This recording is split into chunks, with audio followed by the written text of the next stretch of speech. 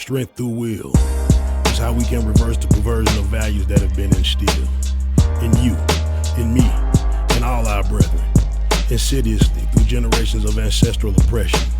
Though it stood with as much superhuman endurance as anyone could, it left a deep impression. Invisible scars that have caused us to devolve into a state of unconsciousness so malignant, we've nearly forgotten we're not a problem to be solved. We always been the solution they seek to dissolve, with the illusion of ties that bind us to a system that blinds, of most vicious design, which is to free no man. Only together, through sharing of wisdom, can we heal the wounds of division, forever sealing that evil incision, and finally deprogram.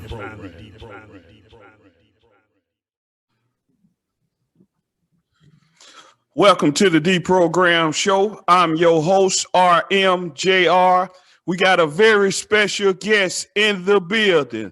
We got the one, the only, the infamous Shawdy Thuggy. Ooh. What's going on, man? Shit, you already know. Staying out the way. I feel you, play. Trying to get a little money. Man, we're going to start off with this, man.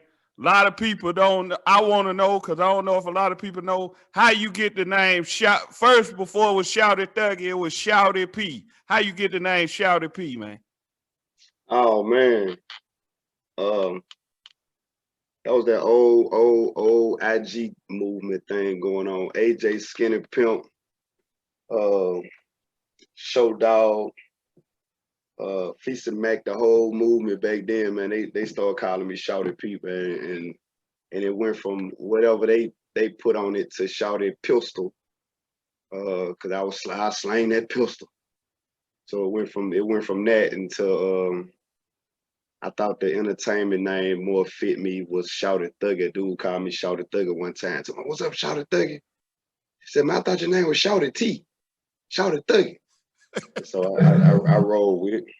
Okay. Rolled there. So, man, also the next question, how did it go from WS, because see, a lot of people don't know this history. How did it go from WS Product to Fam Records? Well, actually, WS Product, man, it was two different concepts, two different meanings in one. It originated Wood and Shawty Product. That was WS. That was the original WS. And as I started putting it out. Of course, I was in the West Side. Being from the West Side, people automatically took it as being West Side Product, which made sense and which was acceptable. So me and Wood was like, well, shit, that's what it is then. So the fam came along. So it's like what I did for a living and what I did coming up back then was I took shit. That's what I did. I mean, so it's fuck 'em ass. So it was like, I never was, nobody around me did that. I wasn't the only one. I'm not gonna say that like I was the only one living like that. That was what niggas was doing at that time. So it was like, not just for me, it was fuck 'em ass. It was for everybody that was doing that, fuck 'em ass. So why not make a ski mask the logo for, and that way it went from Wood and Shawty West Side to Fam. Okay. So let me ask you this. Man, because I heard about your car when you had I'll Jack You 2 on the windshield. Man, what made you put that on your windshield, man? Man, because I ain't care. I was young, didn't care. Was loving a challenge. Wanted to be challenged at any time. Wanted a nigga to bring it so I could bring it. Again, wasn't the baddest motherfucker, but I was raised by some wolves though. Them niggas that all of those elements in me balled up from the player to the street nigga to the I don't give a fuck about you don't give a fuck about all of that.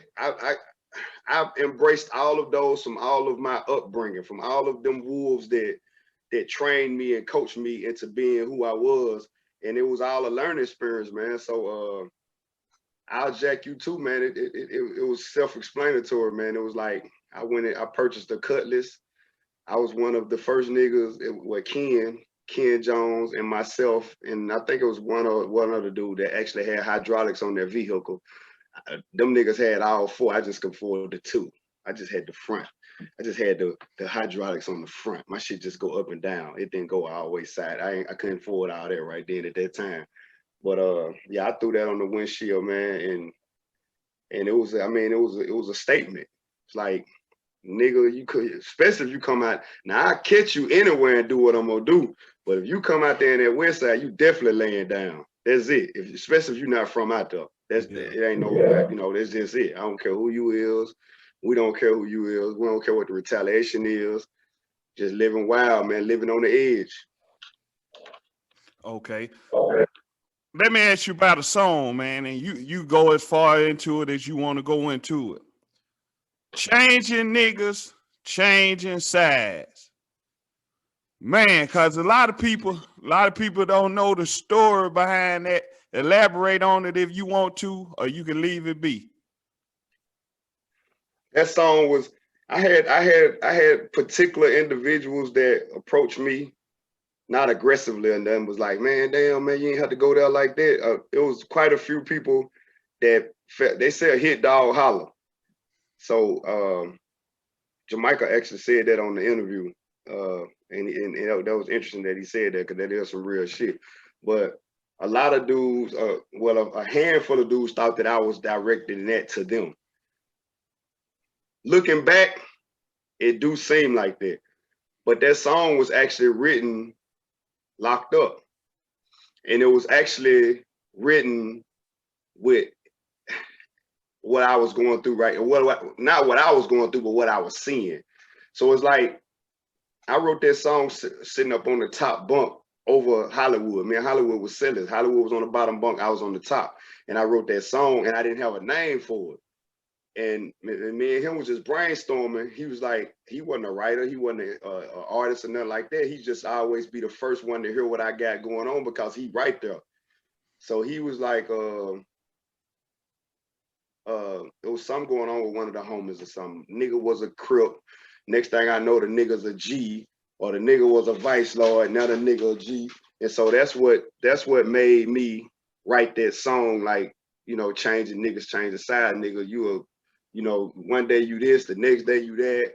And some of the lyrics did seem to like be directed at certain individuals, but it wasn't directed at nobody individually. It was just emotional song. It was just what I was going through right then, what I was seeing right then, what I was witnessing. And I just put that shit on paper, and later got out and recorded it, and everybody seemed to like it more than I did. So you didn't like the song at first? Yeah, well, let me rephrase that. I liked it, but they liked it more than me, because I didn't think that it would be like, if I'm doing an album, that wasn't the song that I was trying to be my song for the album. Actually, the song for the album was Miss Anna's Baby, Granny's Baby. That was the song that I wanted to be the single for the album, which it did well too. But Change the Niggas, Change the Side turned out to be the song that everybody gravitated to. It was like, nah, this is it. Okay. So how did you meet Wood, man? Cause I know Wood is very intricate in your story. How did y'all meet? Me and Wood met. Hold on 1 minute. All right. What is it?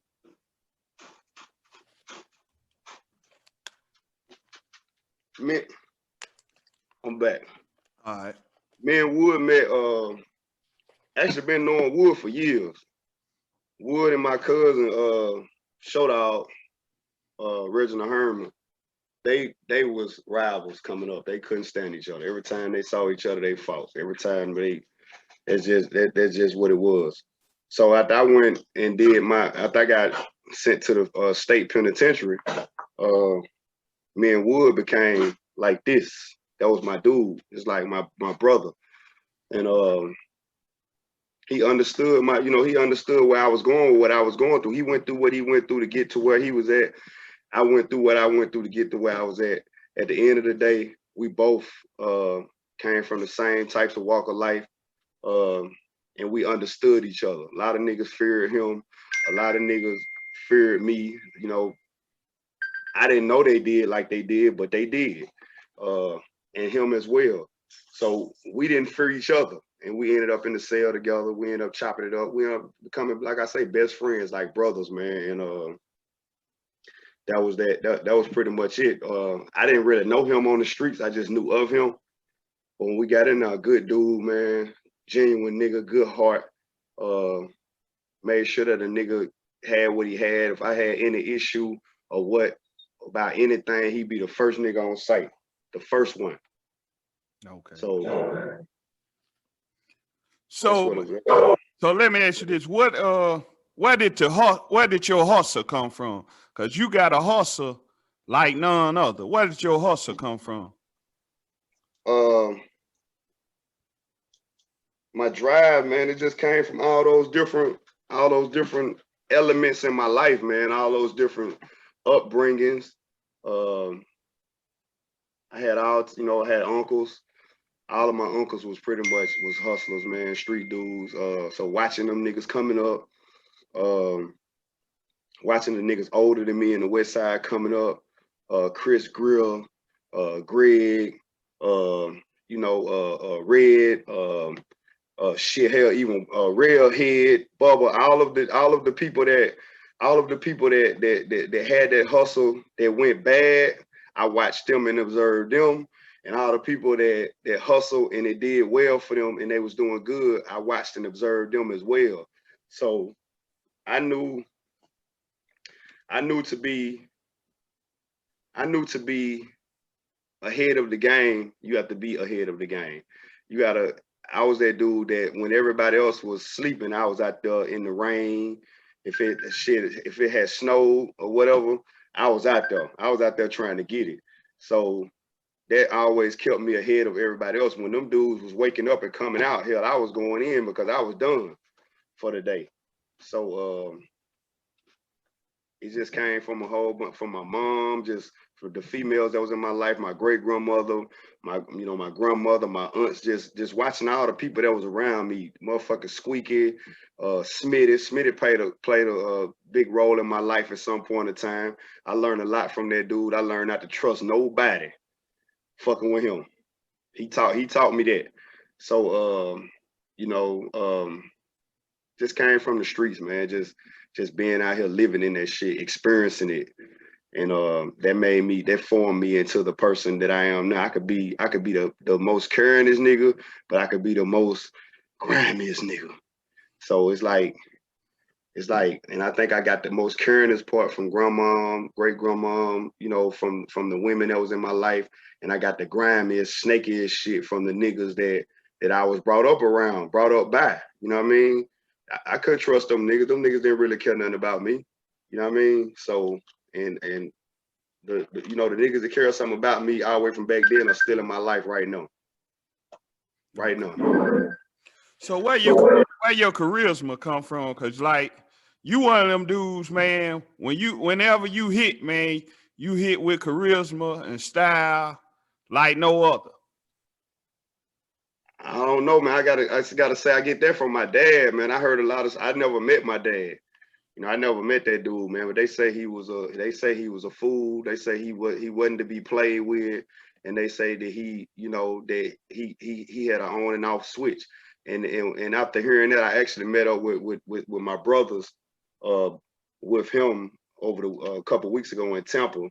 First time meeting most of them, and listening to them talk about him. It's like me seeing myself in what they're talking about, because I can go 0 to 100 just like that. I could be right here laughing and joking and bullshitting and then just and flip the damn script. I don't know if I'm crap. I've been to moccasin bed. Ow! I've been to moccasin bed. So I don't know what's going on, man. But I mean, it don't take much, man. I try to be as humble as I can for as long as I can. I laugh the shit off and bullshit along. But if I feel disrespected in any type of way at any point in time, then there you go. It's some more shit going on. But that charisma, man. I guess I get it from dude. I get it from my pops. I guess I don't know. Okay. So Fam Records. We know if you don't know where it started, you ain't from Chattanooga, you ain't from the surrounding areas, and you don't know nothing about Shawdy. So, Right. man, okay, what made you want to put the What They Doing, the saying, into a song? Again, they go back to Wood. That's something we did that we picked up, and we picked that up in the state penitentiary, and that was something we always said. What they doing, meaning whoever got the, me and whoever had the weed at that point in time, and we was junctified. Me and this nigga was running around that motherfucker like some terrorists on about some damn weed, and gonna get mad at you about your shit if you don't give us none. And might even put you in the ookie lock. Put a nigga in the ookie lock, pull a nigga in the bathroom, put him in the ookie lock. Wood got him in the ookie lock, and I'm going in his pockets. But what they doing was, man, we come out. What's the first thing we do when we step out the unit and niggas out on the yard? What they doing? Who got it? Who got it? What they doing? And we came out on the same thing, and we pretty much was just saying it to each other. Like, I pull up on that nigga, he at the car wash, I pull up on him at the gas station. What they doing? And whoever hear us say that, they'll start saying, what they doing? And that shit just spread it like fast. So I said, I'm gonna put that shit on a shirt. Start putting it on shirts and cranking that thing like that. Okay.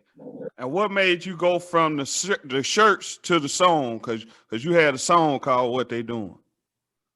I mean, it was only right. Cause the shirts was popping. The shirts was popping. I was selling 100 of them motherfuckers a week at least at $10 a pop. And at that time I was in the process of getting in the studio.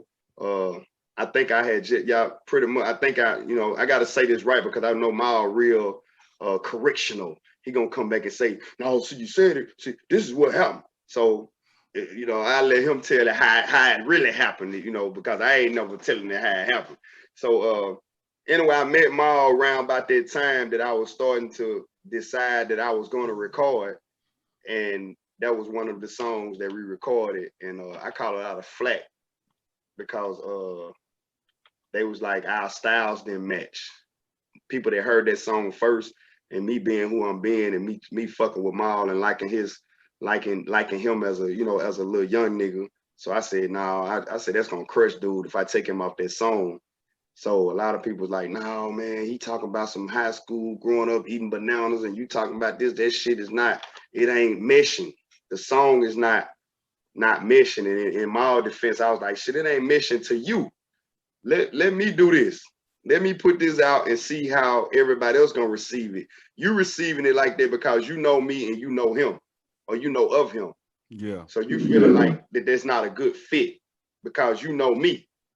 But let somebody hear it that don't know neither one of us, but they listening to this music. You see what I'm saying? So I put it out and let it do what it do. All right, let me ask you, because when I met you coming out the library. I don't know if you remember this. You had a Thunderbird. You were coming out the library, and y'all had just dropped the 2-song single, What They Doing and the Alpha Mass. Mm-hmm. What let you know that you could sell 2 songs for $10? I didn't know that. I didn't know if it would sell at all. All I know is I wanted to try it. And right now to this day, man, I'm a risk taker, man. I take risks. I'm a risk taker. I take chances. Everything that I do, man, is like some of the stuff is like pre-planned, but most of it is impulsive. Like I gotta work on that. I gotta get better with that. But I'm a right now type of nigga. I'm the type of nigga that if I'm thinking it and I can do it, I'm finna do it right now and see what happened. And that's pretty much what happened with that. instead of trying to, strategize and do it like a traditional way, put out a single, see what happened, and then put out the next single. I'm gonna drop both of these motherfuckers, see what happened. You know what I mean? So that was pretty much what happened with that. And did well. Did okay. On the level and the scale of what we was doing it on, I think we did good. Motherfucker told me, they said, if you can win your own area, that's gonna be your most hardest accomplishment, winning your area, where everybody know you, where everybody, gonna hate and gonna say this. It's easy to go to a whole nother city and state and get on, to get the people to receive you is what I'm trying to say.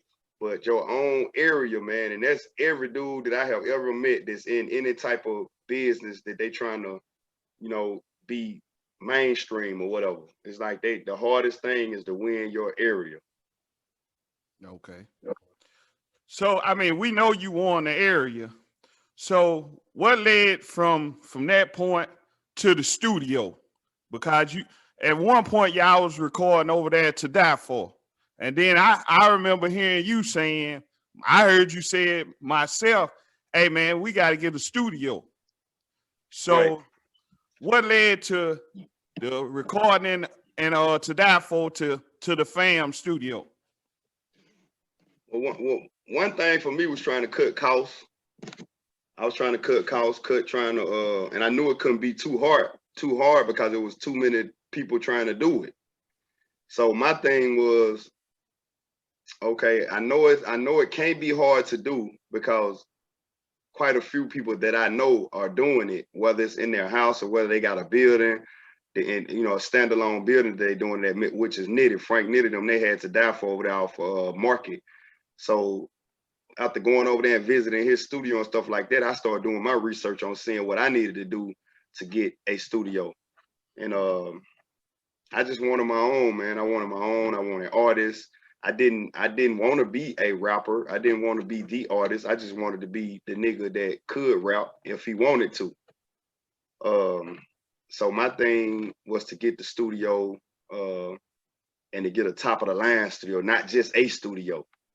So I was like, I'm always an over the top type nigga. I gotta stand out. My shit gotta be immaculate. I want mine to be, not knocking yours, not knocking his, not knocking whoever, but I want mine to be, when you walk in there, fuck how it look on the outside. It might look like an old beat up building on the outside, but when you walk inside, I want you to say, oh shit, this nigga got a state of the art damn studio and he ain't playing. So that, that was my vision, that was my goal, that was my drive, and all praise to the higher power, I made it happen. It was done, and it wasn't easy, but I made it happen. All right, let me ask you, what was your favorite album that you put out and why? My favorite album, man, would be, I got two. The favorite, you talking about the whole album or just a song, or like an album song? We could do both. We could do a whole album and then a song. The whole album would be, because these particular artists I'm thinking of, we didn't do a whole album. We just did like some singles. I think we ended up getting like 5 or 6 songs on them, and I forgot what happened. I think one of their mama, the Young Ballers. You remember the little group we had, the Young Ballers? D-Lo and Quell. D-Lo and Quell. Them little niggas there. That was my favorite shit. I wanted that to happen so bad, because that what was coming in then, youth, the younger generation, the younger they was, the cuter they sound, and so I gotta say they album. I can't even recall the name of the album.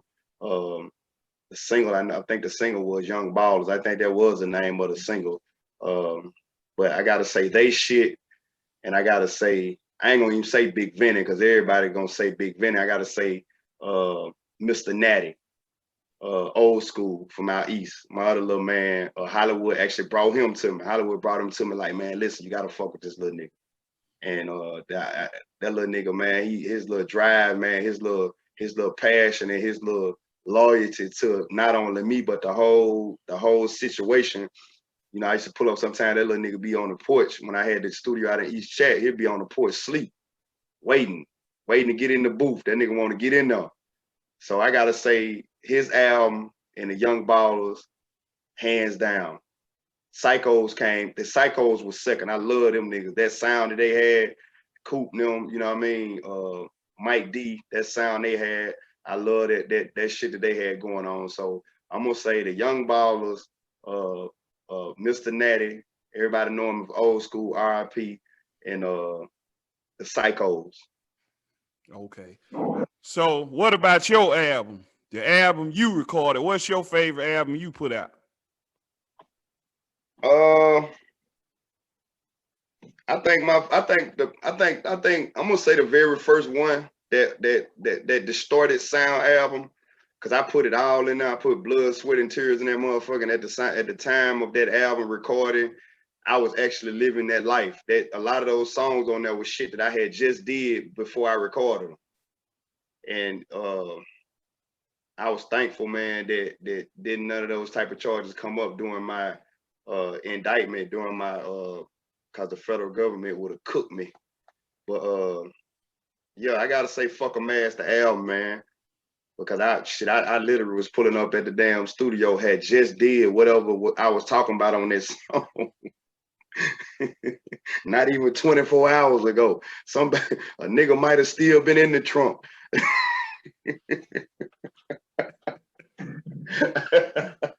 Well, hey, check this out. And a lot of people don't know this. I know it because I'm from the hood and I know how this album was put together. I'm gonna say this, and people could get mad at me. Vinny, my boy, that's my boy. Right. But I'm gonna say this. Your album. There you go. The Fam album, to me, because it was recorded consecutively, it was the hardest album to come out on Fam. Because, see, the reason I'm going to say that, and I'm saying it on the Deprogram Show, Vinny, a lot of those songs was from here, there. So it was like the best of, you know what I'm saying? Right. And a lot of people don't know that. Right. So I say, to me, that album, the Alpha Man's album, was the hardest album to come out on Fam. I'm gonna say that. And I study music line for line. I could bag it up. Right.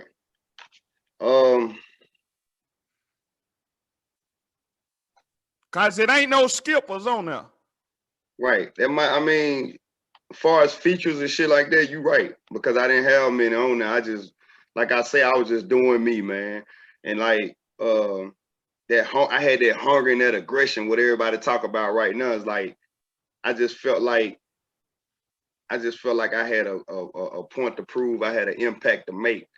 And it was like, to me, right now, as a damn near 50-year-old man right now, it's first time impression over everything for me. I don't have too many people having to impress me right now because I still ain't got to where I want to be in life, but I'm working on it. But my thing, first time impressions is everything to me. So even when I go interview for whatever new that I'm trying to do, whoever I'm trying to win, I feel like that first time impression is everything. So I'm still late. I'm still gonna be late, but I like to make them wait. And sometimes they help me and sometimes they hurt me. But first time impression, man, it was that for that album. And I really didn't see it until now looking back. It was just like, just get it done. The thing about me was get it done, get it done, get it done. And like I say, it was real. I ain't gonna say it was professional. It was very unprofessional. It was very like distorted. The sound wasn't great because I was impatient, and it wasn't that the people that did the work was it wasn't their fault. It was my fault because I was impatient. I wanted it out. I wanted to get it done. I wanted to get it pressed up. I wanted to find somebody to do me 50. Found somebody with a CD burner to do me 50 copies or 100 copies where I could hit the streets and get it out and be heard. and that was the whole thing with that right there. So what would you say if you could go back and change one thing about that era? What would it be? When you was working on the fam thing? Um, I don't know, man. I don't think it's nothing that I would have changed other than um, you know, some of the people that I had around me. I think it all boils down to in that era right there. I think it all boils down to my immediate circle. I think it all boiled down to the people that I had, the people that was around me. I was 100% for them, but they wasn't 100% for me. They was 100% for what may happen, what is probably going to happen, and I need to be a part of this when it do happen. And it took for me to get, you know, another thing that would be most important to change, to monitor and change the people around me, my surroundings. And secondly, would been not to been what they call straddling the fence, you know. But it's kind of hard to say that because I sit up in the fucking federal penitentiary, man, and seen a lot of dudes that was doing the exact same thing that I was doing to bring their dream into fruition. The same thing that I was doing to make it happen, they was doing it to make it happen. I know that they was doing that to make it happen. They know that I was doing it, but I land in prison and they don't. So I'm sitting back looking at their movement, looking at them become who they become, and my shit was rudely interrupted by the federal government. So I would have to say I got to change. I would right now, if I could go back and say and remove all of the shit, you know, if I could look back and then look forward, I remove a lot of those niggas out of my way that was like dead weight, that was just sitting around in the damn way. Wasn't artists, wasn't nothing, just bringing a whole bunch of negative publicity to the situation. I would change that, and I would change the product that I was hustling. I ain't gonna say that I ain't gonna say that I would change my hustle. I say that I would change the product that I was hustling, and that's big for me nowadays. That's what I say nowadays. Same money, different hustle, or same hustle, different product. So I would definitely change the product because the product is what got me fucked up, and I would change the dudes and the females that was in my life at that time and wasn't in my best interest, if that make any sense. Makes perfect sense. And by the way, I know you probably already got it in the works, but that's the shirt. What's that? The saying you just said. Yeah. Because I know how you think. Absolutely. Yeah, so how did the Pastor Troy connection happen? Pastor Troy actually reached out to me. Pastor Troy reached out to me, man. You know, he was coming to Chattanooga, and that's one of the artists that I was just speaking of. Same shit. Everybody was doing the exact same shit, but I guess it was in their destiny to be who they was, and it was in my destiny to be who I am, but to go through what I went through. So he was coming down doing the spring jam or whatever that shit was called. They used to have right at the stadium over there. Yeah. And you know, I was flooding everybody with them shirts, all different flavors, colors, or whatever. So they had something going on down there, that spring jam or Pastor Troy and the Dirty Boy. All the people that was on the come up at that time was performing now.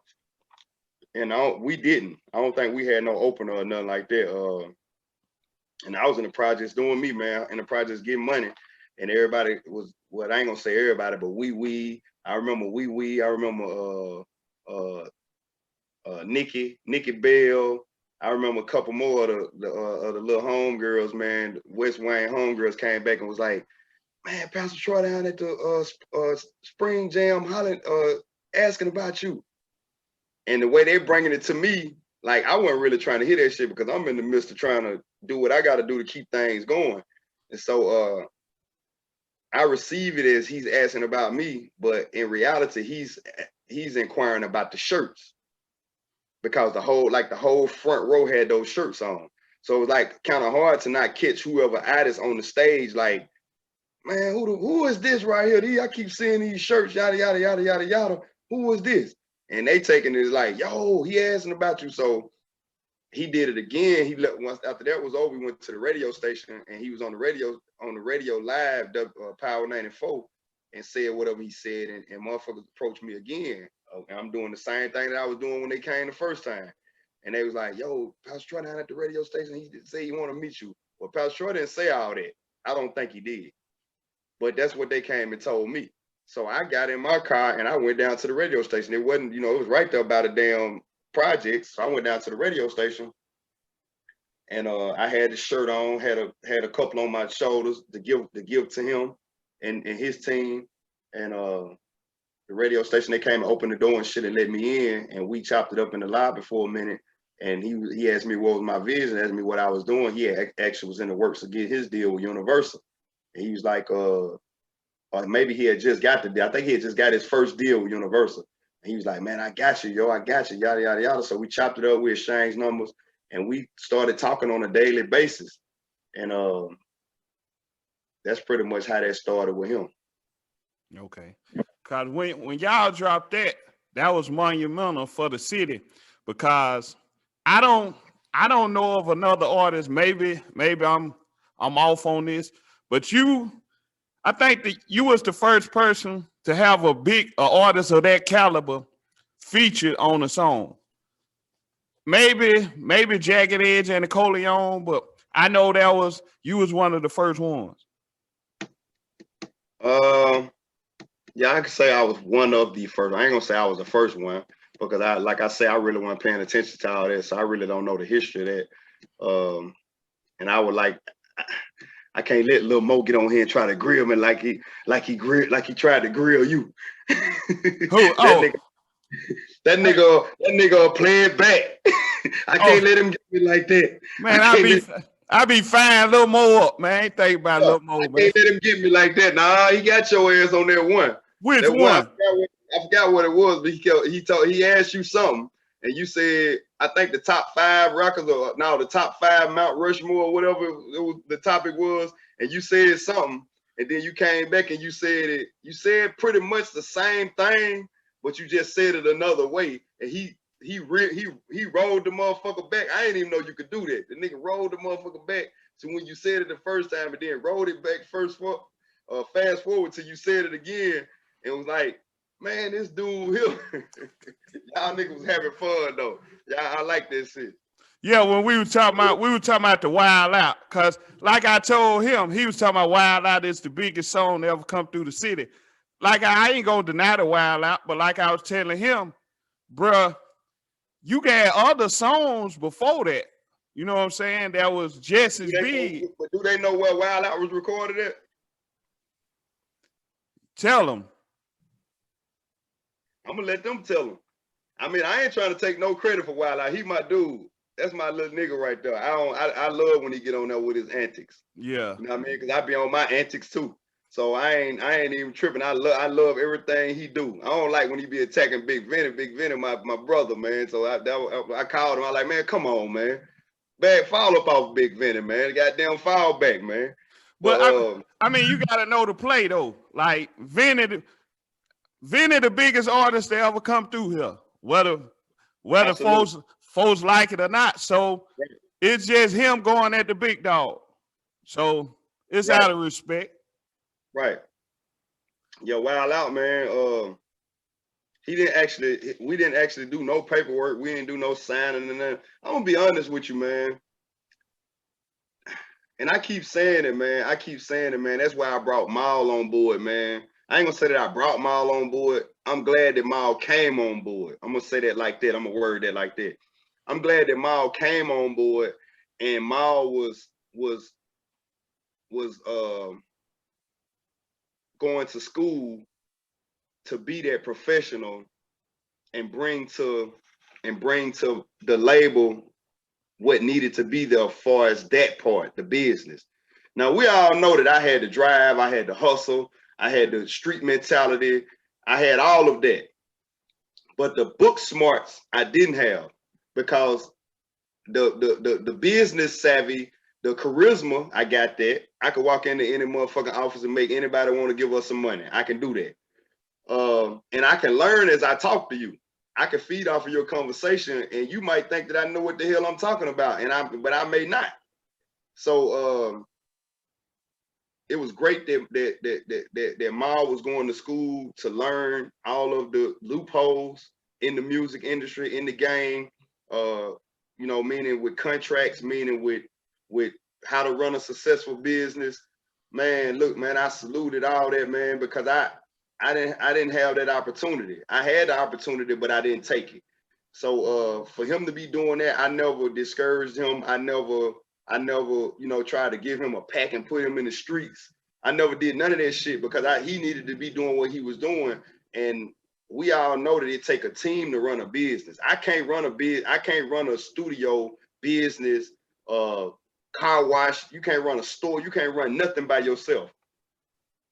And that's why I always say everybody had a part. Maul was that. I was what I was. House Wolf was what he was. Hollywood was what he was. Squeaky was what he was.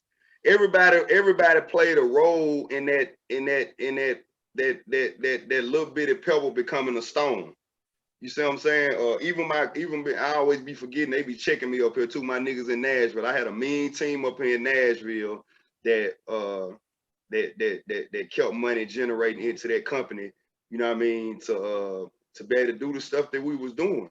You know what I mean? Not illegally, but you know, niggas was cashing me out. Niggas like, man, I see what you're doing, man. Stop doing what you're doing. Boom, here you go. If you need this, here you go. Come up here whenever you need it. Come up here and grab this. Grab you a couple $100, couple $100, couple $1,000, or whatever it is that you need to keep doing what you're doing, because we like this. We like your vision. So yeah, Wild Out though, man. That's my dude. Put a lot of hard work in the Wild Out. I knew he had something big when we started doing what was that shit they used to do in the summertime? Your family affair, the river roast or something like that? No, spring. It wasn't spring bling. You talking about hang time? Hang time. We started doing hang time and shit like that, and everybody was wild out, wild out. I said, boy, you got one. I said, you got you one. And everything that every show that I got, every time that I got something, I would call him. You know what I mean? I'd be like, yo, what you trying to do? He'd be like, shit, you already know. You already know what I'm trying to do. I said, well, goddamn it, Sunday then. We doing this thing Sunday. You up first, or do you want to go up last? Man, put me up last. I ain't bet I'll go first then. I ain't tripping. You know what I mean? And so that's what we did. Exactly what we did. I gotta ask this. How did you, cause I know a lot of words been said here and there. How did you invent and maintain y'all relationship? Because y'all seem like y'all still tight as ever. Man, me and Vinny, man, I had to, man, motherfuck Vinny. Man, don't do that, man. I love that dude, man. Vinny crazy as hell. Nah, Vinny, man, me and Vinny came up, like I said on the interview with Lil Mo Film, me and Vinny came up in the West Side right there by the mailbox. Right, not the mailbox, the phone booth. Do you remember the phone booth by the office right there? Man, of course. Cause we used to catch the bus right there. Yeah, I know. Right. Yeah. We used to sit right there, man, all times of night, man. When it cooled down at night, man, we beat on that damn mailbox. I mean, that phone booth, man. And it was a mailbox we used to go do it at too, right there by the flagpole. But that used to be our beat box. We'll beat on that box and freestyle, do little raps and shit like that. Well, when Vinny came over, Vinny was fucking with Lincoln Park. Yeah, I know. Park. So let me ask you this. Because Vinny was messing with Lincoln Park, and Ebo was also messing with Lincoln Park. And I know right. Ebo did a lot of y'all early beats. Right. So the relationship formed with Ebo through Vinny and Trick. Been knowing Trick forever. So of course, with Vinny being over there hanging with them and they going recording what they was going recording, that's bringing me around. So I started coming around and shit. They Ebo and them didn't too much trust me though, and they really didn't care for Hollywood. They ain't fuck with Hollywood. They was I ain't gonna say they was scared of them. I ain't trying to downplay nobody manhood or no shit like that. They just didn't fuck. I'm gonna say they didn't fuck with him. But that was a little strain into the situation. Even when they started to accepting me and trusting me a little bit, Wood have come around and it'll like make niggas scatter. Like everybody like tense up, tighten up. But me and Vinny, man, our relationship probably never changed, man. Like I say, once he came over, once he decided that's what he wanted to do, he came over. Ebo also came over as the in-house producer before House Wolf. Then House Wolf came into play. Ebo, like I say, Ebo couldn't really stay focused, you know, for what all he had going on in his personal life. And then Hollywood will come around. Hollywood will just throw everything out. We be in that motherfucker jam and we might be on some raw. And Hollywood will come knock on that damn door, coming in. The whole energy is just changed. And Ebo will be like, hey, I'm gonna run to the store, get a Black and Mild or a beatie. You smoke them beaties back then. He be like, I'm gonna run the store. That nigga don't come back. And I'd be like, I'm calling him. He won't answer. And so now we was kind of like stuck. So I built that company, man, around a lot of motherfuckers doing a lot of things for the company that I didn't know how to do. And so with this company right here that's being built now, that started out with my wife, but with my influence, you know, I pitched in with my ideas and my influence while I was there. And of course, she put the ball in play. But with this business that I'm doing now, I am hands-on. I am learning the business. I know this business. I don't know it all inside out now, but I'm learning it inside out. So I won't ever be in the situation that I was in back then again. And that's why I can wipe my hands with that, because and that's why I always say, Ma, you can have that. You know what I mean? That's yours. You took that. You stole it. Whatever you want. Whatever it's categorized as. You had the sense enough to do what you had to do to take that. And I ain't got no problem with that. I'm still gonna speak my mind on it. I'm still gonna say what the fuck I want to say. But so hold on. I gotta ask you this. Why you say he took it? I just feel like the picture that's being painted at this moment, and a lot of people tell me to just fall back off that shit because it don't matter, right? But it don't matter to you because you didn't do what I did to get it to where it's at. You see what I'm saying? So it's easy for you to say, it's just like me. It's just like I had a conversation with one of my brothers about this. He was like, dude, it was like, man, it was like nursing a baby, dude. It's like you done nursed this baby. And okay, even though you had to go away, you goddamn birthed this baby. And you nursed this baby all the way up until you couldn't nurse it no more. So that don't make you not be his daddy no more. You see what I'm saying? And that shit was deep. You see what I'm saying? So a lot of dudes like AJ, Skinny Pimp. AJ just hit me the other day when I did my little Facebook. I did a little Facebook live. I was just riding and thinking. Yeah, I saw that. Yeah, I was riding and thinking about that shit, and I spoke on it. And AJ hit me up and like, bro, you gonna get consumed in that fam shit, man. Let that shit go. Leave that shit alone. You doing great in what you doing. But again, AJ seen my struggle. AJ seen the weaker me, and he seen the stronger me. And he know me. So that's the way I think a nigga know you. Like you know me. You sit there and you watch me. I watch you grow up and you watch me become who I became. So you know I can honestly say that you know me.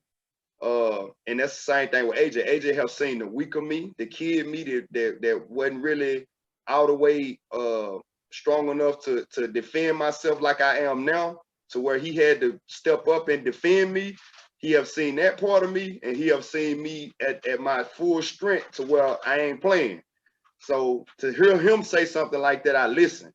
Anybody else say some shit like that, nigga, fuck you, man, your business. So he hit me up and was like, bruh, man, let that shit go, man. You gonna consume yourself in, you know, that fam shit, and it really don't matter, right? That shit don't matter right now.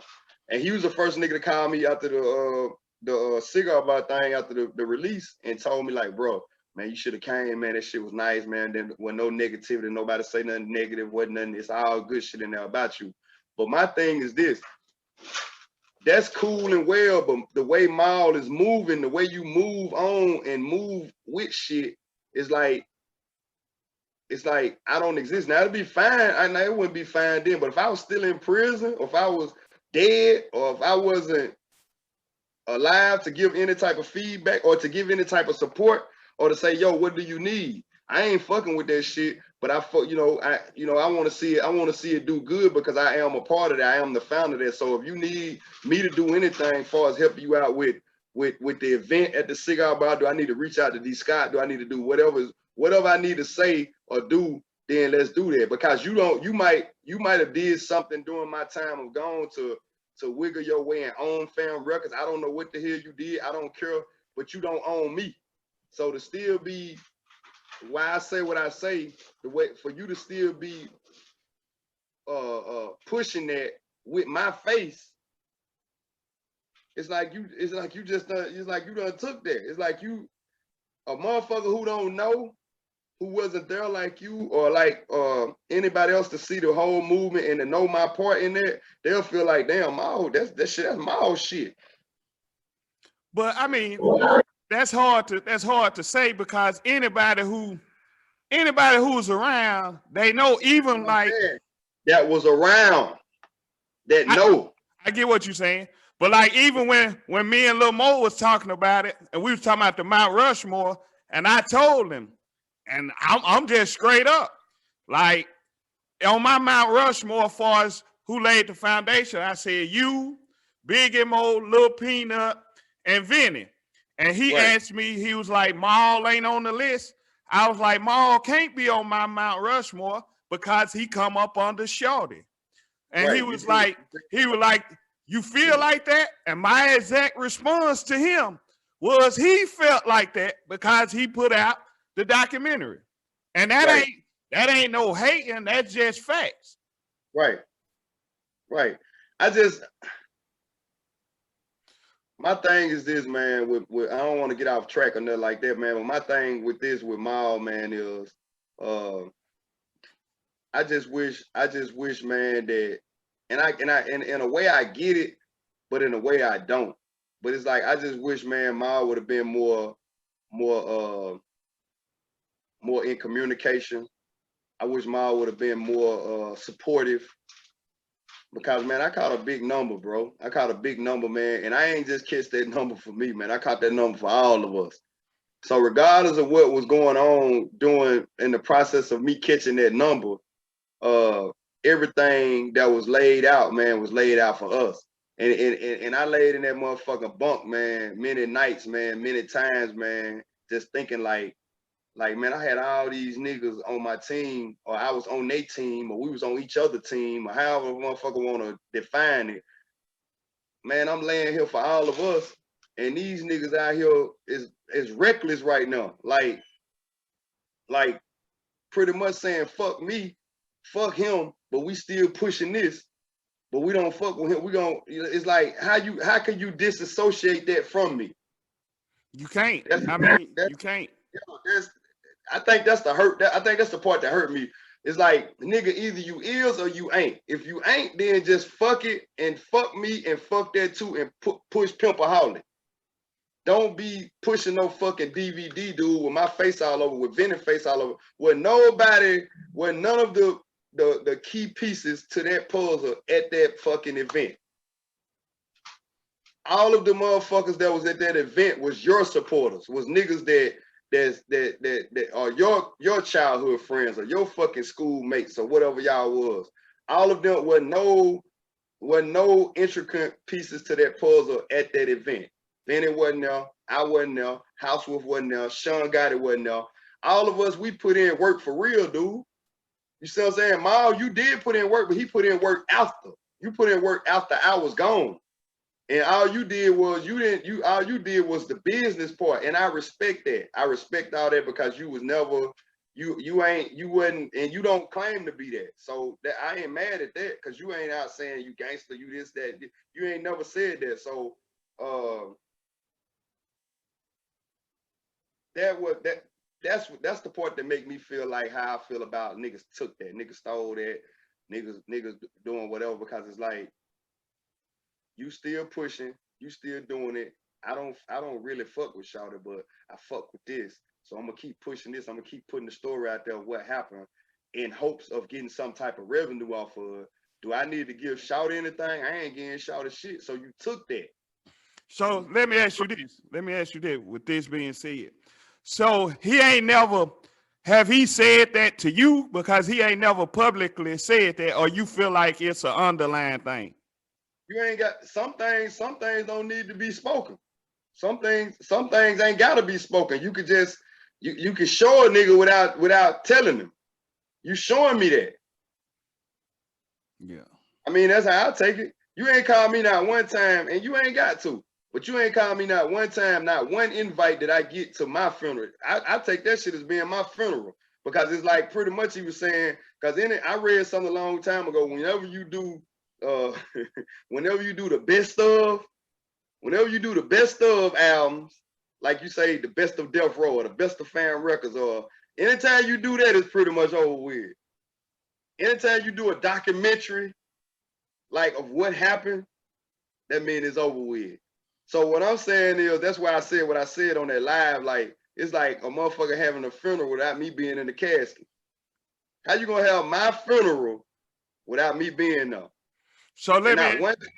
Not one time did he say, hey, he didn't even have to do it. Maul is a prideful dude just like I am. So he probably like, shit, Shawty know that nigga called and told me he want to be down there. No, nigga, I ain't got to call and tell you, it's my shit.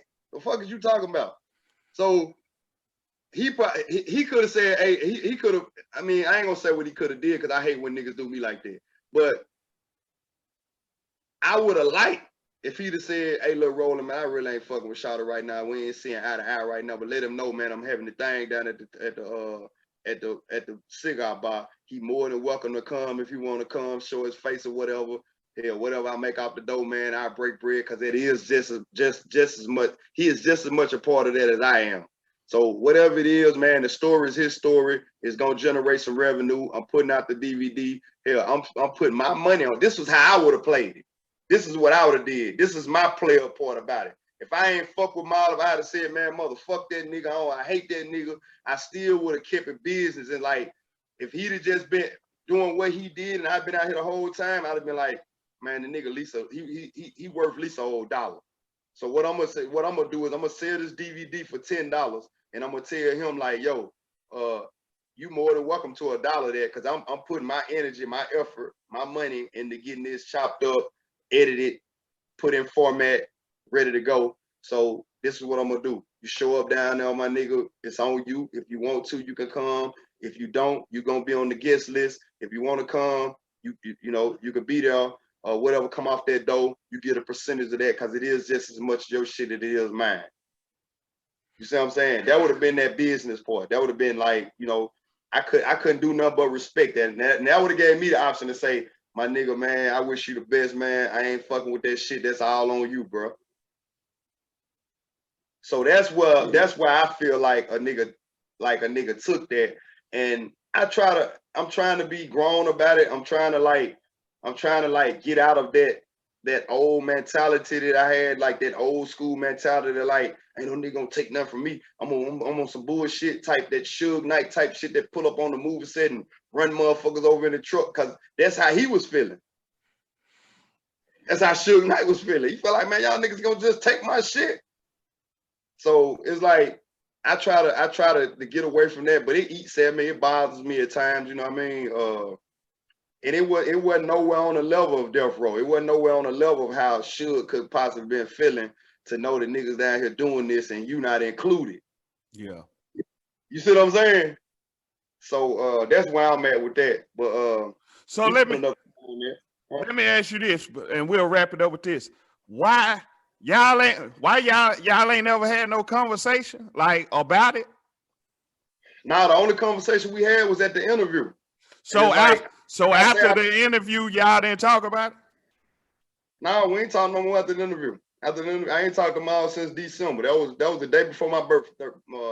That was December the 24th. My birthday was the next day, the 25th. And that's when we did that interview with Lil Mo. And he showed up. I mean, I ain't invite him neither. But what I did was I went on live and said, Mal, if you listen to shit, you more than welcome to come down here. Yeah. You and anybody else, whoever else want to come down here, come on, bring it. So nah, we ain't talked about it, man. You know, we ain't talked about it, man. A lot of stuff a lot of light was shedded on me that I somewhat apologized to Mal about, because I just felt like with all this that hood to hood and all that shit was going on when niggas was on there saying whatever they was saying. I didn't know until that night that Lil Mo was the one that was filming. And like he said, man, I ain't know what the hell was going on. I was doing with filming, trying to make a damn documentary, and I couldn't be mad at him because I didn't even know him. I wasn't mad at him. My anger was toward Mal, because it's like, you know how that shit go, man. Like, and that's why I'm doing the shit that I do, like these interviews and shit right here. Like, this is the second one. I ain't doing no more. Next one I do, a motherfucker got to give me some money. I'm telling you now. So it's like, that's why I do these. That's why I did the one for Lil Mo, and I'm doing this one for you. I promise you, not long after I promised him that I would do it. I don't know who all it means something to, but I'm doing it because it means something to somebody. But that's why I do these, man, to clear the air where niggas can hear it from me. Like, you ain't hearing it from all these different resources, all these different people. Whatever question is to be asked, I'm answering it as honest as I can. And you could take from it what you want. You can like me if you do. If you don't, I don't give a fuck. I have always been infamous. I have never been really liked like how I want to be liked. I was always liked for the bad. So I don't care. But that's pretty much it right there, man. With that type of situation with Mal, we haven't talked. We talked there. You don't think y'all need to talk?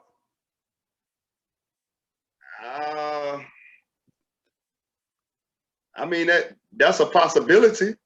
That's a possibility, but it's gonna have to be some type of understanding. It's gonna have to be some genuinity there. I don't want to just sit down and talk to be sitting down and talking. To be honest, I don't think that there's much more that can be done with Fam Records than I already have been done.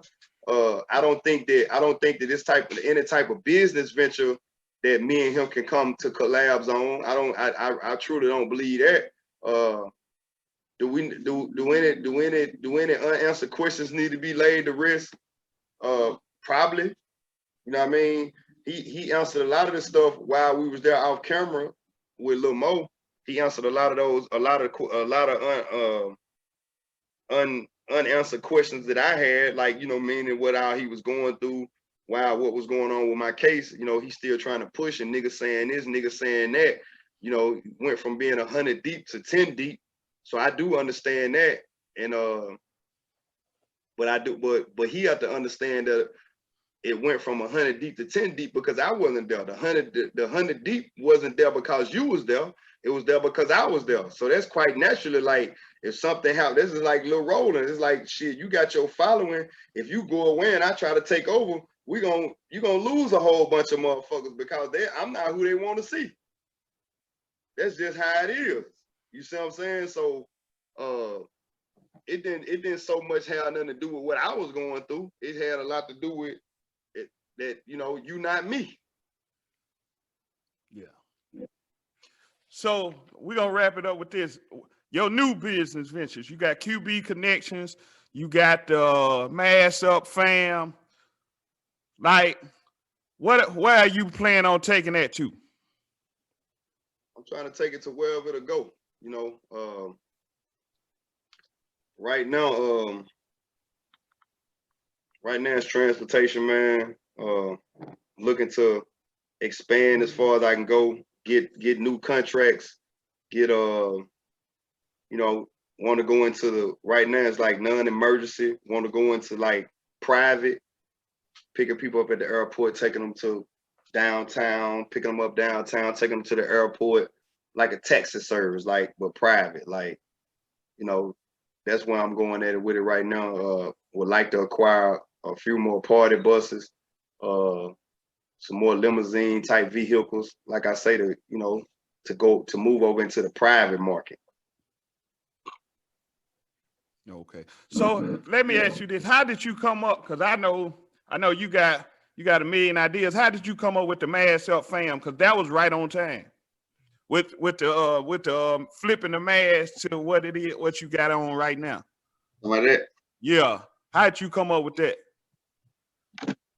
Mask Up Fam.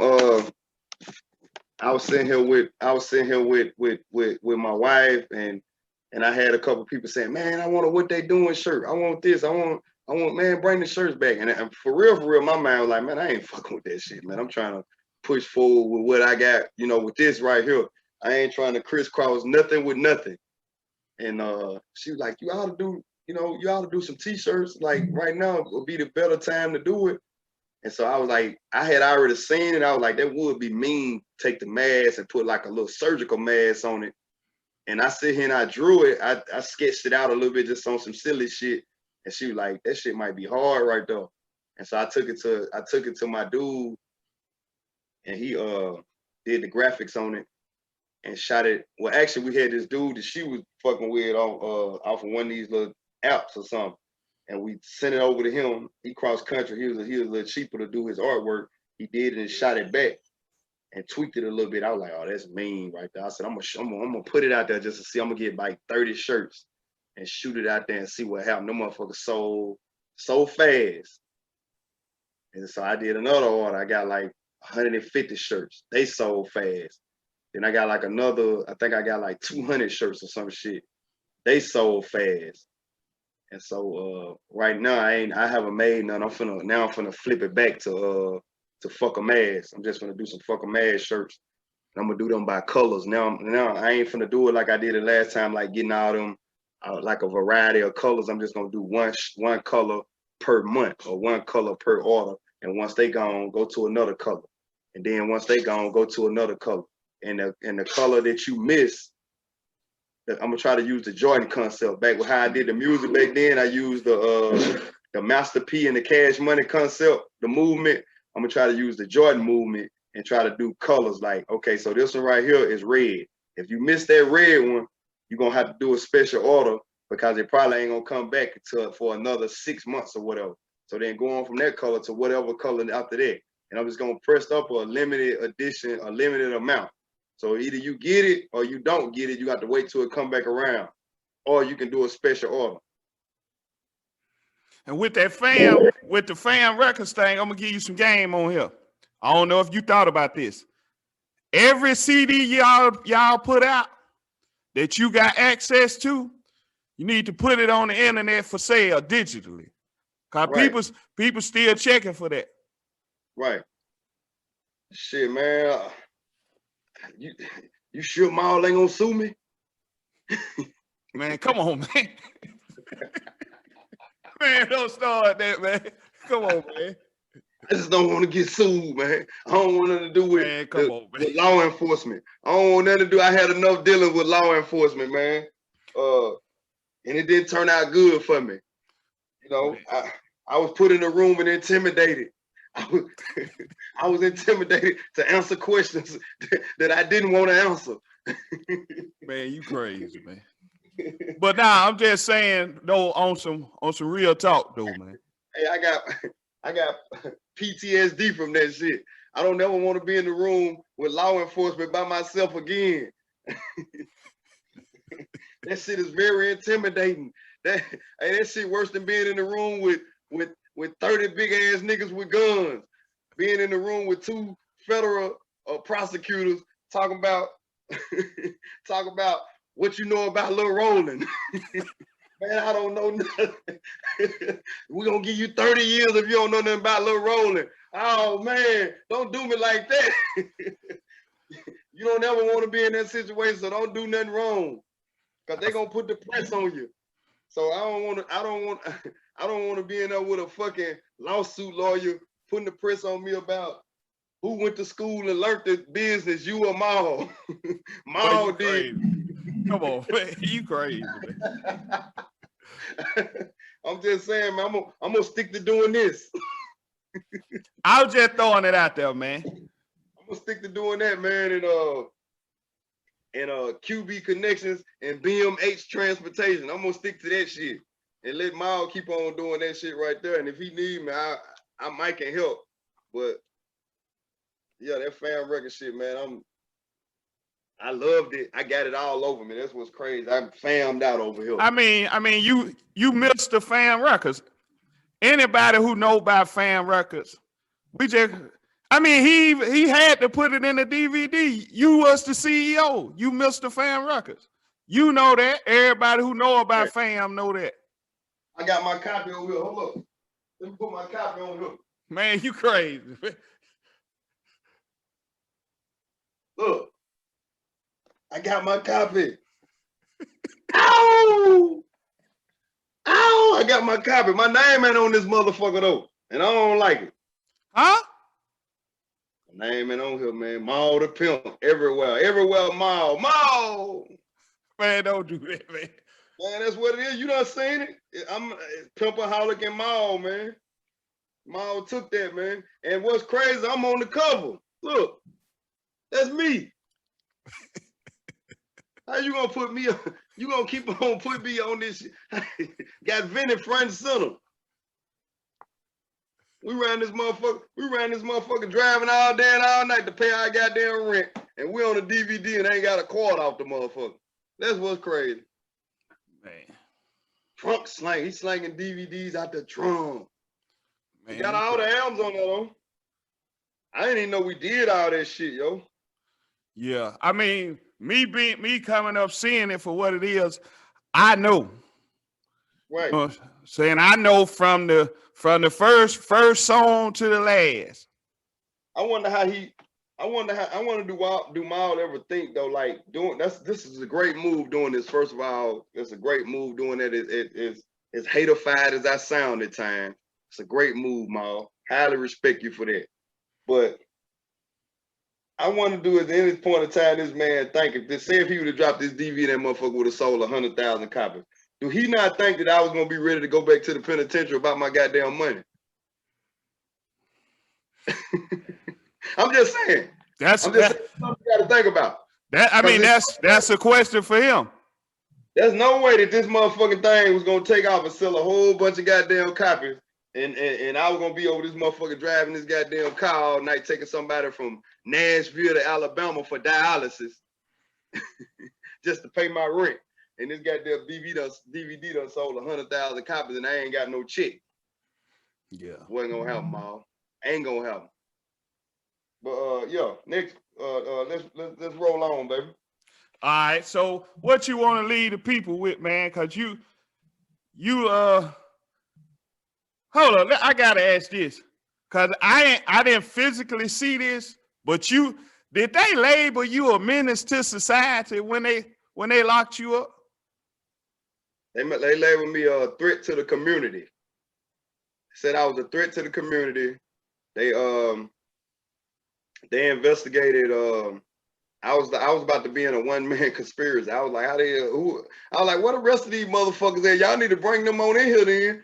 If I'm in a goddamn conspiracy, well, I wasn't in a conspiracy, but they was talking conspiracy. They were talking CCE. I think that was the correct initials for what they was talking. They were talking CCE, continuing criminal enterprise. And what they were saying was that first of all, they was under the impression that we had got that $1 million from Universal, which we didn't. So they was thinking that we had got their money and that I was taking all of this good money, putting it into bad lifestyle. You see what I'm saying? And so after they seen, and that's why I said what I said on one of the songs, because it had been brought to my attention that there was some type of investigation going on. So if you can recall, one of my songs said, while the feds watching me, they need to go check the pawn shop. Yeah, I remember that. So I said that in regards of like, yo, dude, y'all just don't know. I'm putting everything that I got on the table to do. I'm going from one side of town for the niggas that did fuck with me. And thanks to everybody that supported me at that time. Y'all know who y'all are. I ain't got to keep calling names and shit. But I was going to every side of town, borrowing money from niggas or borrowing whatever I had to get to make money to keep that shit going, because that shit was like financially draining me. And wasn't nobody really putting in the same effort and the same the same energy and the drive that I was. Okay, it looked like they was from the outside looking in, but they wasn't. One motherfucker stepped up and gave me some help on something we did one night, and I spoke to this individual since he been home on the phone, and I acknowledged him for that, and I let him know that, and I let him know that him talking reckless, and of course he went and tried to justify it and saying he said one thing but meant nothing or whatever. However it went, I don't care. But I gave this individual his acknowledgement and his props, like, yo, like I ain't got to give him his props, he a grown ass man. But I let him know, like, yo, dude, I appreciated you for that. That was big, nigga, because I was struggling right then. I didn't know what the hell. We had a show at the Whole Note. Pastor Troy and the down south Georgia boys was actually to be there and didn't show up. Something happened with traffic or whatever, so they didn't make it. But we wanted to put on that first time impression, like I was talking about earlier in the conversation. So we had limousines. We rented limousines, and hell, I was short. I ain't finna sit here and fake. I was short. I was about $600-700 short. The only motherfucker stepped up and said, man, what you need, bro? I got cash in my pocket right now. I can give you the rest to finish this. And you can just, you can keep that. I said, nah, I'm gonna give it back to you. So he was like, and that was Gerald Tony. He's like, bro, how much you need? I said, I need about $850, man. So I done got these goddamn limousines. These niggas talking about they ain't showing up, but we still gotta make this shit happen. So he was like, man, here, boom, boom, cash me out. I think he gave me like $700. Whatever he had in his pocket, he gave it to me. Or he went and got it. However it worked out, he gave me the money for it. And I spoke to him since he been home because I went in on him, you know what I mean? I went in on him and said some shit that maybe I shouldn't have said. Maybe I should have just pulled up on him and said it. But a lot of shit that be said, I be feeling like it shouldn't been said neither. I be feeling like, nigga, don't throw it in the air. If you need to address something or you need something to say it to me. So I jumped out on the ledge and said whatever I said, not saying that I can't back it up. That ain't what I'm saying. But I said what I said, shouldn't have said what I said, so my apologies for that. But he was the only nigga, man. He was the only nigga, man, that stepped up and helped the nigga in time with in times of need, of in that situation right there. Yeah, cause I mean I've been tight with you for a minute. I'm tight with him too. So like I say, I know all y'all. So you know what I'm saying. That's why even with you and Maul, I just feel like if it would have been a conversation to where you and him could have just really talked it out, I don't think we'll be where we at today. That's just me though. Right. And like I say, man, it was just, man, situation where I was calling Maul. I'm hearing everything from the streets and like, and I guess I got off track a little bit, but it's like by the time the shit get back to you, you might have said it one way, but me being hundreds of miles away in federal prison, by the time it received to me, by the time I get it, it's been twisted and turned and said so many different ways. And like, I'm like, damn, for real? Like, damn, I just talked to this dude. I just talked to him a couple of days ago and he ain't said nothing like that. But at the same time, it's making a little bit of sense because I'm talking to you and you ain't telling me what's going on. You write me letters, but you ain't really telling me what's going on. I'm giving you I'm giving you the keys to the car, the steering wheel, as I say. Take the steering wheel, nigga, here. If you can keep that shit going, keep that shit going. I ain't nothing I can do. Yeah. So he wasn't communicating, man. He wasn't communicating. And so therefore, whatever was being said is pretty much being believed by me. And that might have been, and like I told him on the interview here, that was my bad. That was my bad. But he was like, well, you should have talked to me. You should have waited. You see me, nigga, what? Nigga, I got 20 years. Am I going to ever see you again? I don't know if I'm going to see you again. Nigga, I got 276 months with 4 years in on it. So that leave me with 16 to go. Nigga, I could have a heart attack, a stroke. Anything can happen to me being in that. I'll never see you again. I'll die with that, not knowing what's going on. So, you got more avenues to reach out to me to let me know what's going on than I got to reach out to you and find out what's going on. Yeah. So that's where that's where I was at with it then. That's where I'm still at it now. And he's still showing the same thing now that he was showing then. Like this damn DVD, I've been hearing about this shit. I've been out 2 years now. 2.5, right at 2.5 years. I've been hearing about this DVD a couple of years before I even came home. So this shit has been in the work. He just dropped it, what, 2 months ago, 3 months, maybe 4 months ago. So this shit's been in the works for over 3 years. And he still didn't reach out and say, and I'm home now. He still didn't reach out and say, hey man, I'm finna get ready to drop the DVD, man. You got anything you want me to put in the acknowledgments, or you got anything that that need to be said, or can you even be there? You need to get permission from your probation officer. This what day is gonna be on. It's gonna be a D Scott spot. If you want to come, you're more than welcome to come. If you don't, then fuck. If you done with the shit, you done with it. But this is what's going on. This is what I got going on about not just your shit, our shit. So let me ask you this. I gotta ask you this since you said that. When y'all was after the thing with Lil Mo, did you have a conversation with him off camera about the DVD? We talked briefly. Big Mike kind of came in and threw the energy off. Have you seen that at the end? Yeah, I saw the whole thing. Yeah, he came in at the end, like being a little like. Came in being a little bit of hostile. Kind of made me feel uncomfortable a little bit, because I was thinking to myself, like, man, please don't goddamn get out of pocket and help Big Mike. Please don't. Just don't make me feel disrespected. And we good. But if you make me feel disrespected in here, we finna deal with each other. I'm not no bigger than you. And you not no little than me. So I'm not gonna say what I'm gonna do to you and you ain't gonna do nothing. But I'm just saying, don't make me feel disrespected, because you come in, you kind of hostile, and I ain't the one to be playing with like that. And you ain't the one to be playing with like that. So don't come in with that bullshit if you don't mean it. Because once it go, it's going. So he kind of throw the energy off a little bit. And then I kind of looked at Maul sideways, like, because I'm seeing Maul on the phone with whoever he talking to, and it was obvious that it was Big Mike, and he telling him how to get there. You see what I'm saying?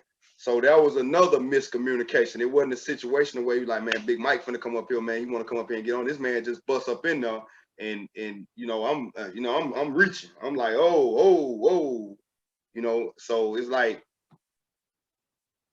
no. So we didn't. To answer that question, we didn't conversate after that. After it was over with, I hung around for a few minutes. It was best for me to get the fuck on up out of there. So I left. Maul left. I haven't spoke to Maul since. I haven't spoke to Big Mike since. Still I talk to Shitty Shaw from time to time. Talk to Vinny every day. But now, Piccolo, talk to Piccolo every day. Talk to Showdog. But nah, I haven't spoke to Maul since. So you don't think Piccolo, because it seemed like Piccolo he got a relationship with both of y'all. You don't think Piccolo could set up, even if y'all ain't got to meet, but I think the conversation need to be had between you and Maul, whether it's doing business or what, but I think y'all was too tight at one point to be where y'all at, because y'all both grown men, and I got love for both of y'all, and I just feel like that need to be dead in the water, and I think Piccolo would be the perfect person to orchestrate that. Yeah, that make it all makes sense, but my thing would be now is for what? What I mean, so it would be clarity on, like, even because you know what I'm saying, you did lay the foundation, you are fam. So even if y'all don't have to agree, it would be, you would say your piece to him, and that way you ain't got to put it out over y'all. You could really say your piece directly to him, and he could say his piece to you, and y'all could just be done with it, even if y'all don't never speak again in life. Yeah, that would all make sense, but at the same time, at that same breath, he would have to whatever's trying to be done. I would be done with it if he wasn't still trying to push forward with Fam Records.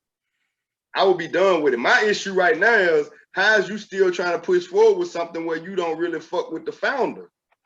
It's like, I'm good enough. I'm not good enough for you. I'm not good enough to be your friend, but I'm good enough for you to put out and get money off. And even in the conversation, that could be said. You know what I'm saying? It could be said directly to him, and he could answer it directly instead of you. You know what I'm saying? You frustrated, which you do have every right to be frustrated, and I'm gonna say that. And it could be. That's where I'm at with it, Lil Ro. And it's like what I did is so. I mean, you know, with the court situation, with me having to go to trial, with me goddamn having to do what was best for me. I don't give a fuck what nobody say. Nowhere. I don't care. I ain't never been no scary. I don't care. So what I'm saying is, for me having to do what was best for me at that particular time, and not for me to not require more of a penalty, of a punishment than I already got. If that was so bad for you, and I'm in here for us, nigga, I ain't in here for just me. So it ain't no point in time that you can say, well, god damn, man, the nigga was a good nigga, man. The nigga made sure that we, you know, that everything was this and that, man. Like I'm rocking with the nigga. I don't really care for the situation. I really don't, but I fuck with that nigga. And Lil Rel said some shit big, man. He said some shit, man. He said pretty much the same thing. He was like, I don't condone whatever that man had going on, but I fuck with him as an individual. I fuck with his kids, and you know, and that was big to me, because I don't care. I'm not seeking love. I'm not seeking for no nigga to accept me. I'm not seeking none of that. But if I was there for you, why not be there for me when I need you? That's all I'm saying. You wasn't there for me when I needed you, bro. You see what I'm saying? You wasn't there, but I was there for you. I was there for you. I was the motive. I was the motive, nigga. I don't want got the meeting set up with Universal 2 times. You ain't do that. You see what I'm saying? If we'd have got that motherfucking meal or whatever they was trying to give us back then, you'd have been straight. You'd have got your little piece of change. I'd have got my little piece of change. We all ate. We all got our pie. And then you would have been the one that would have orchestrated the next deal, because you, guess what? You the one who was going to school for that. So you'd have been the one in charge of that. I would have trusted you enough to make sure that whatever transpired, you made sure that everybody was covered. There was nobody gonna get fucked by me, by you, by nobody, by the record label, by nobody. So for you to be making the moves that you're making right now, like the executive decisions that you're making, without me being involved at all, and not even saying, man, damn, let me reach out to dude, man, and run this by and see what he think about this, get his input on this. You know, I'm not good enough for you to do that, but I'm good enough for you to put my name out there, my face out there, and reap the benefits off of it. And like, nigga, fuck that nigga, I ain't getting him nothing. He on paper, he can't do nothing.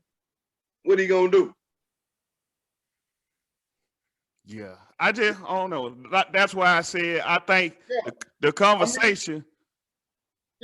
I mean, I don't see no other way to look at it, bro.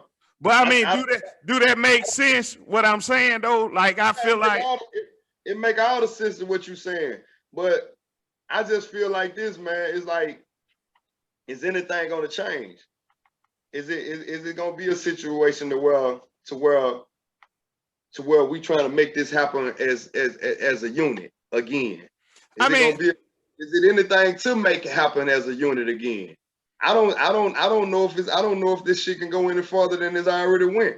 The DVD is like the nail in the coffin. Like, this is what happened. End of story. Book closed. I don't see nothing else that you can do unless it's a collaboration album. Everybody damn near 50 talking about doing a goddamn album where don't nobody know nothing about, who ain't 50. Now, what I'm saying here, man, I ain't saying continue to push fam. I'm just saying, like, so it could, and for one, let me say this. It ain't the end of your story. You still living, you still doing things.